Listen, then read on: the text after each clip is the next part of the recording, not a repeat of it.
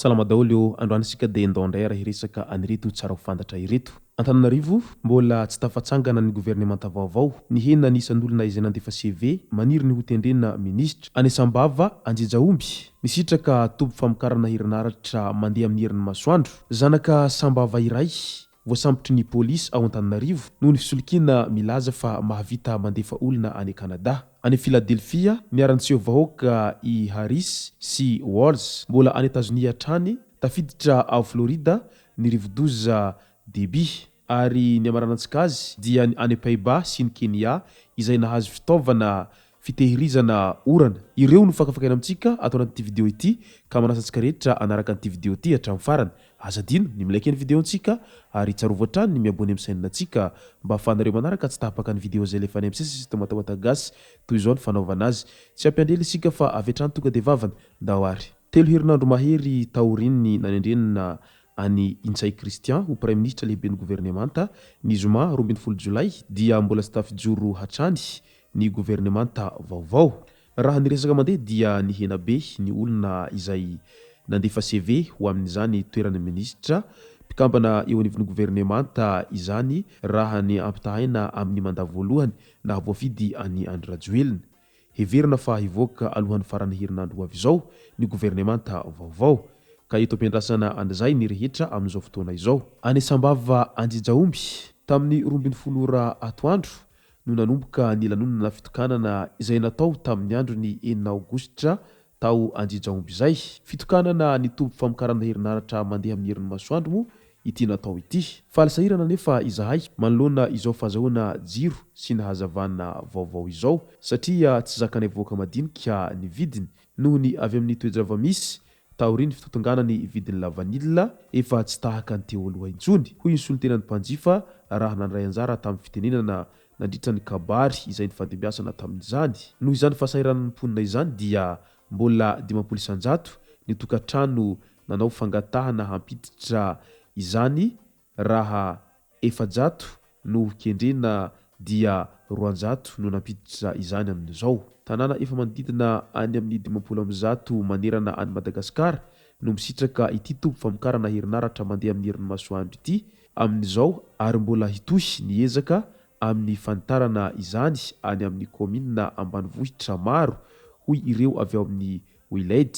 Betsaka ny zavatra mifampiankina entin'ity hazavana ity ao ny famelomantena ny fandriampahalemana koa antenaiko fa hazava tahaka izany koa ny fampandrosoana eto amintsika hoy ny prefeny Sambava izay tonga nitokona ity fotodrafitrasa ity. Omby misa 5 no natao nofokena amin'ny tampihavanana nandritra izay fitokanana izay. Midika izany fa efa tena manao ezaka ny fitondrana mba ahatonga ny vahoaka na dia any amin'ny faritra lavitra aza mba hisitraka an'izay herinaratra sy ny hazavana izay satria izay moa isan'ny fototra iray lehibe iankina ny famelomantena ny mponina ihany koa izay fisitrahana ny hazavana sy ny jiro zay.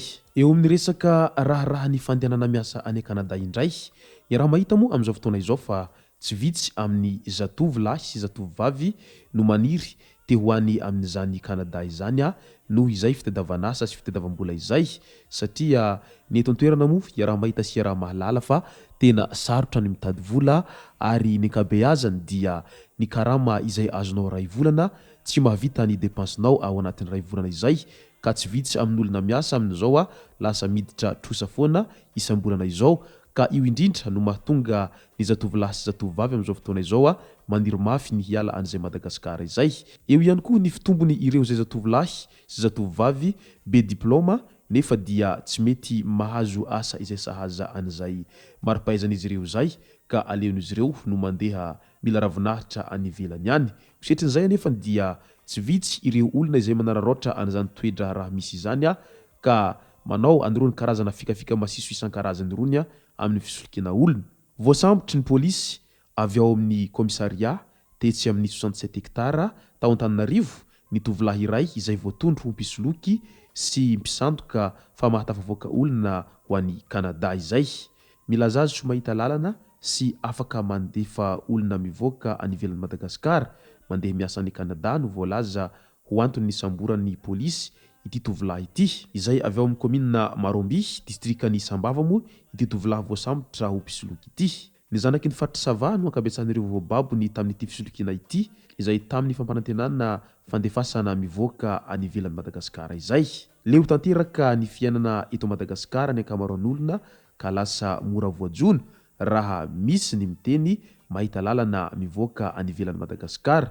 Ka ho antsika rehetra izay mbola tsy voa dia aleo melombelo ihany fa ny ratsy tsy kely lalana, ary maro ihany koa ny manararaotra ny toetra raha misy amin'izao fotoana izao. Any a Philadelphie indray, niseho vahoaka niaraka voalohany amin'ny mahakandida antoko demokraty ho an'ny fifidianana filoham-pirenena azy ireo tamin'ny andron'ny 4 aogositra hariva ora Amerikanina tany Philadelphia, ny filoha lefitry ny Amerikanina Kamala Harris izay kandida ho filoha sy ny governoran'ny Minnesota Tim Walz izay praelisitra aminy kandida ho filoha lefitra izay.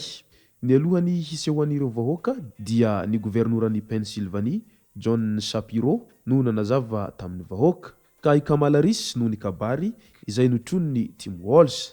Araka izany dia tsy nirotsaky intsony marina izany ny filoha Amerikanina amin'izao fotoana izao i Joe Biden. Mbola any Etazonia hatrany tafiditra antanety tao Big Bend any Florida ny rivo-doza début ny marainany alatsinainy 5 aogositra lasa teo. Mitondra rivotra mahery vaika izay mahatratra 310 kilometatra isan'ora ary nizotra ny anavaratra araky ny filazan'ny National Hurricane Center any Miami. Nampitandrina ny mpamantatra toetrandro fa mety hiteraka tondra-drano lehibe any Florida sy California atsimo ary Georgia ny orambe izay entiny. Tapaka tanteraka ny herinaratra any an-toerana ka ny mpanjifa mahery ny 5,000 sy 3 hetsy izay tsy misy jiro any an-toerana araky ny tatitry ny poweroutage.com hatrany. Mbola any ivelan'izay hatrany moa dia any Pays-Bas sy Kenya marimarina kokoa namokatra fitaovana hitehirizana ranonorana sy fehezana ny tondra-drano i Pays-Bas ary nisitraky izany fitaovana izany Kenya. Slamdam no iantsona an'ity barrage flottage ity ary mahazaka rano hatramin'ny 8,000 litatra any. Ny mponina manamorona ny rano mandeha no mampiasa azy ity any an-toerana. Tsy ny fanakanana rano hiakatra an-tanàna ihany no fampiasana azy ity fa azo hitehirizana ny ranonorana ihany koa izay afaka ampiasaina amin'ny fambolena indrindra rehefa maintany ritry rano iny. Midika izany fa tena manao ezaka rehetra ny firenena mandroso amin'izao fotoana izao mba hahatonga ny famokaran'izy ireo tena hiroborobo tanteraka izay. Izay moa no masaka azona roso tao anatin'ity video ity. Tomboko lasy tomboko vavy misaotra antsika rehetra nanaraka an'ity video ity hatramin'ny farany. Aza dino ny milaiky ny video antsika ary tsarovatra hatrany ny miabony amin'ny chaîne antsika mba ahafahanareo manaraka tsy tahapaka ny video zay lefa any amin'ny sisy tao matawatagasy. Tomboko lasy tomboko vavy mankasitraka dia mirary soa.